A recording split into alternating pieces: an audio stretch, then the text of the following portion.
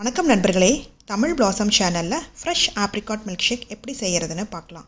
8 apricot பழம் எடுத்திருக்கேன். மேலே இருக்கிற தோல் சாஃப்டாக இருக்கிறனால கட் பண்ண வேண்டாம். உள்ளே இருக்கிற விதையை மட்டும் நீக்கிட்டு நம்ம ஜூஸ் போட்டுடலாம். ஆப்ரிகாட் பழத்தின் தமிழ் பெயர் பாதாம் என்று அழைக்கப்படும். இதில் ஏராளமான நன்மைகள் இருக்குது. இதில் வைட்டமின் மற்றும் தாதுக்கள் நிறைந்துள்ளது. கார்போஹைட்ரேட்ஸ், நார்ச்சத்து, புரதம், vitamin A, B1, B3, B5, B6, C, folate, calcium, magnesium, மாவுச்சத்து, இரும்புச்சத்து, பாஸ்பரஸ், பொட்டாசியம், சோடியம் ஆகிய சத்துக்கள் நிறைந்துள்ளது. இந்த பழத்தில் பலவிதமான நோய்களை குணப்படுத்தும் தன்மை உள்ளது. இதிலுள்ள இரும்புச்சத்து இரத்தத்தில் உடனடியாக கலந்து இரத்த விருத்தியை உண்டாக்கும். இதனால் இரத்த சோகை நோய் குணமாகும். விட்டமின் சி நோய் எதிர்ப்பு சக்தியை அதிகரிக்கும்.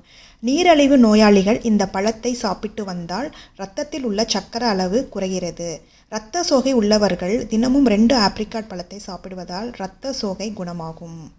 இந்த பழத்தில் நார்ச்சத்து அதிகம் உள்ளதால் மலச்சிக்கலை நீக்குகிறது. கெட்ட கொழுப்பை நீக்கி இதய நோய் வராமல் தடுக்கிறது. பாதி பழத்தில் இருக்கிற கொட்டையை நீக்கியாச்சு. மிச்சம் இருக்கிற பழத்துலேயும் கொட்டையை எடுத்துடலாம். இது நல்லா பழுத்த பழமாக எடுத்துக்கோங்க, அப்போ தான் ஜூஸுக்கு நல்லாயிருக்கும்.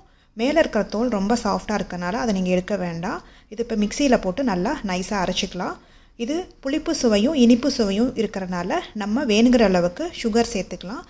இந்த பழத்தை அடிக்கடி சாப்பிட்டு வந்தோம்னா பித்தப்பையில் உள்ள கற்களை போக்கும், குடல் புழுக்களை அழிக்கும், ஆஸ்துமா, மார்பு சளி, காச நோயை குணப்படுத்தும். இதுக்கு தேவையான அளவு நாட்டு சக்கரை சேர்த்துக்கலாம். நான் 3 டேபிள் ஸ்பூன் நாட்டு சக்கரை சேர்க்குறேன். இதுக்கு பதிலாக தேன் கூட நீங்கள் சேர்த்துக்கலாம், பனங்கற்கண்டும் சேர்த்துக்கலாம்.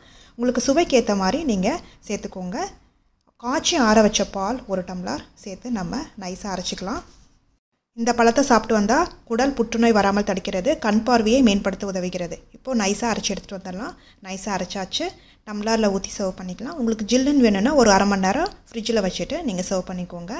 ஃப்ரெஷ் ஆப்ரிகாட் பழத்தில் இந்த மாதிரி செய்யுங்க, ரொம்ப நல்லது. ட்ரையோட சுவையான fresh apricot milk shake ready ஆயிடுச்சு. இந்த ரெசிபியை செஞ்சு பார்த்துட்டு உங்களோட கமெண்ட்ஸ் என்னன்னு சொல்லுங்கள். பிடிச்சிருந்தா லைக் பண்ணுங்கள், ஷேர் பண்ணுங்கள், சப்ஸ்கிரைப் பண்ணுங்கள்.